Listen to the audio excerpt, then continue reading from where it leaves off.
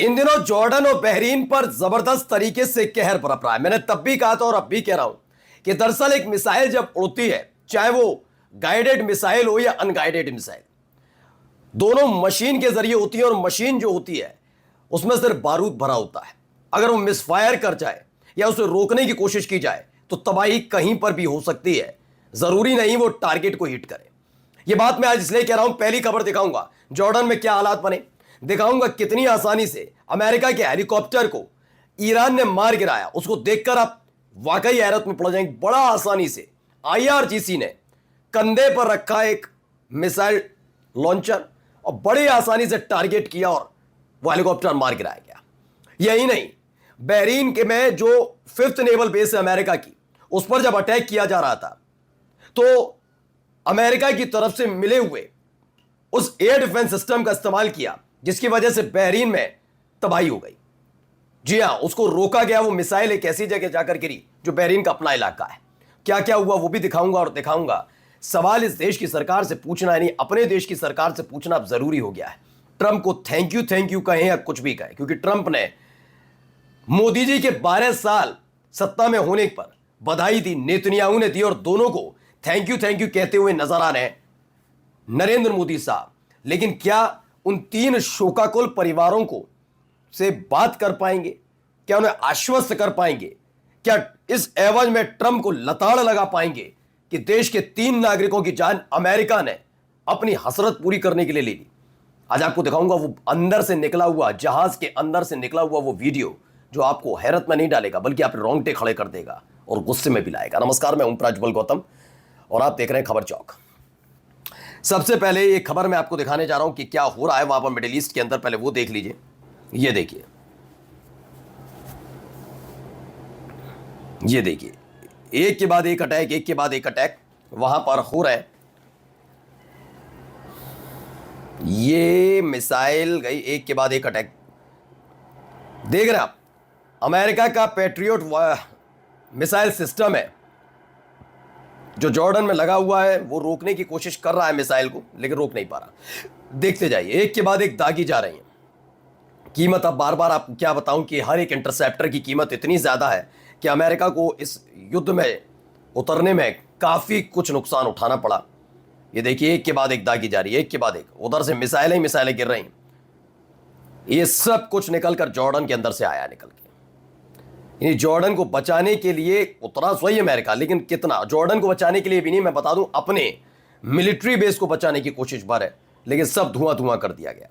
खबर क्या है सामने? वीडियो में कथित तौर पर स्पष्ट रूप से दिखाई देता है कि ईरानी मिसाइलों ने अमेरिकी पैट्रियट वायु रक्षा प्रणाली को पार कर जॉर्डन के मुवाफक अल सल्ती एयर बेस को सीधे और सटीक रूप से निशाना बनाया। जॉर्डन में जिस तरीके से अपनी तमाम मशीनरीज को, तमाम अपने F-15 और F-35 फाइटर जेट को तैनात किया था, रखा था, सहेज कर रखा था कि अगर युद्ध की स्थिति बनेगी या फिर जब ईरान के साथ सब कुछ खत्म हो जाएगा, उसके बाद सऊदी अरब, कतर, यूएई और जितने भी उनके अपने एयर बेस है दोबारा वहां पर ये भेजे जाएंगे। लेकिन इस बार जॉर्डन को ही सटीक निशाना ईरान ने बनाया है। हालात देखिए, एक वीडियो निकल कर आया ईरान के। देखिए क्या हुआ, अमेरिका ने हेलीकॉप्टर गिरा दिया। ये दावा क्या है देखिए, ये देखिए, ये देखिए, मिसाइल लॉन्चर है।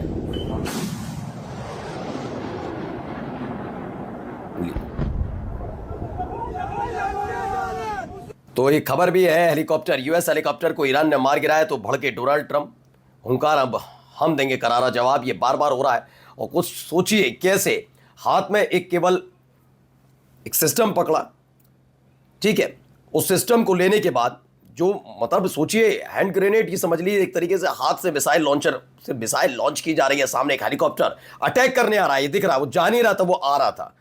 तब तक सटीक वार होता है, वहीं धुआं एक आग के गोले में तब्दील होता है और समंदर में गिर जाता है। अब ट्रंप भड़के हैं, कुछ करे, कितने एयरक्राफ्ट उनके अब तक गिर गए और इसीलिए अमेरिका में बार बार ट्रंप की आलोचना हो रही है। अब ट्रंप समझे तब ना। अब इन सब के बीच एक और खबर निकल कर आई। पहले ये 3 तस्वीरें देखिए। इनका अमेरिका के मिलिट्री बेस से कोई लेना देना नहीं, इस पूरे इलाके का लेना देना नहीं है। गाड़ियां जलकर पूरी तरह से खाक हो चुकी हैं। सिर्फ एक मिसाइल से ये पूरा सब कुछ हुआ है।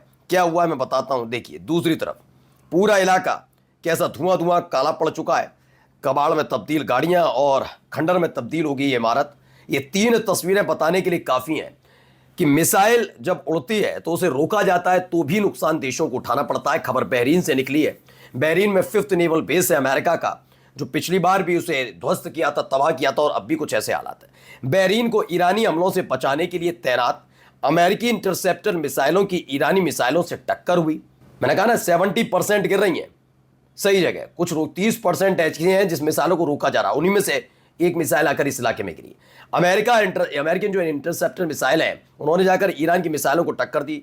इसके मलबे के बहरीन में गिरने के से वहां के इंफ्रास्ट्रक्चर को नुकसान पहुंचा, यानी बहरीन के इंफ्रास्ट्रक्चर को यहां पर नुकसान पहुंचा, ये क्लियर होता हुआ नजर आता है। वहीं देखिए कुवैत में भी, कुवैत के हालात क्या है। शाहिद ड्रोन बड़े आराम से उड़ रहा है, कोई लेना देना नहीं, दनादन उड़ रहा है, दनादन, कोई मतलब नहीं। कहां जाए, कैसे जाए, किधर मारे, कोई मतलब नहीं। कुवैत के आसमान में ईरान का शाहिद 136 घूम रहा है। कुवैत पर 2 बार हमला हुआ है और दोनों बार इस शाहिद ड्रोन का इस्तेमाल किया गया है। यानी इस बार आप समझिए हो क्या रहा है। इस बार आपने सऊदी अरब में ज्यादा नहीं सुना होगा, यूएई में नहीं सुना, कतर में नहीं सुना। ये 3 देश इस बार बिल्कुल एक तरह से सेफ साइड रहे, जबकि अमेरिका लगातार ईरान पर अटैक कर रहा है, ईरान भी पलटवार कर रहा है। लेकिन ये ईरान का पलटवार इजराइल तक, कुवैत में, बहरीन में, जॉर्डन में, इन 3 देशों में ज्यादातर बरप रहा है। यहां पर देखिए कुवैत पर फिर हमला करने के लिए भेजा, वो भी एक तस्वीर निकलकर सामने आई। और अब आते हैं अपने देश के से की जो सरकार है उससे सवाल करने का समय क्यों, उसके इंटरनल जो तस्वीर थी, वीडियो थी, वो निकल कर आई है। वाकई दहशत में डालने वाली है। कैसे हमारे भारतीय नाविक जो उस पर सवार थे, जिस पर हमला किया अमेरिका ने, क्या कैसा महसूस कर रहे होंगे, जरा देखिए।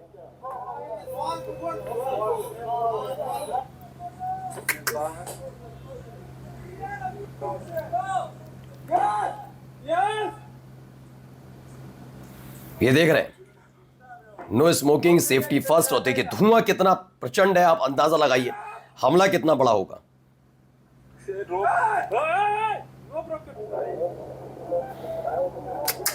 देखिए अगला हिस्सा पूरी तरह से धू धू करके चल रहा है। ये डूब भी जाए जहाज तो बड़ी बात नहीं, कैसे हालात पैदा किए।